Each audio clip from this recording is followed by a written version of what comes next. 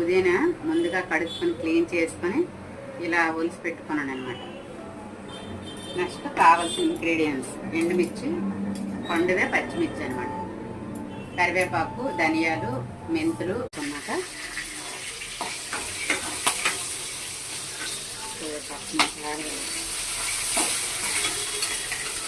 అవి పైకి చిల్లుపోతాయని ఇలా మోస్తాడు. చింతపండు అయితే ముందుగా క్లీన్ చేసుకుని ఇట్లను పెట్లు లేకుండా వేడి నీటిలో ముంచి అక్కడ పెట్టానండి ప్లేట్లో. అయ్యేలోపు నానుతుంది కదా, అందులోనే వేసేద్దామని. మనం పట్టకపోతే పైకి చిల్లిపోతాయండి. ఇప్పుడు మనం ఫ్రై చేసింది అవి మిక్సీ పట్టుకోవచ్చు.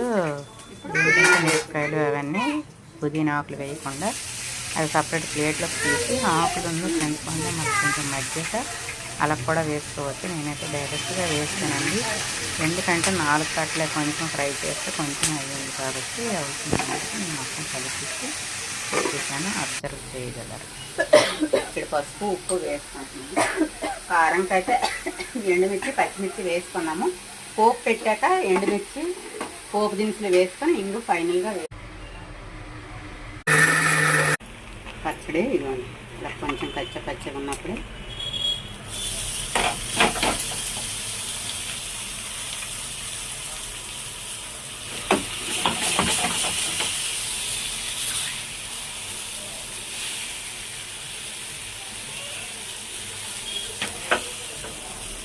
కొంచెం ఆయిల్ కావాలంటే వేసుకోవచ్చు, నిల్వ ఉండాలంటే పచ్చడి.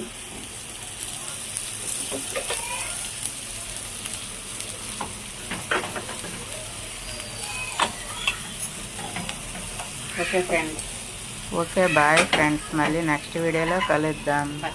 నచ్చితే లైక్ చేయండి friends. Okay bye, thank you so much అండి, థ్యాంక్ యూ.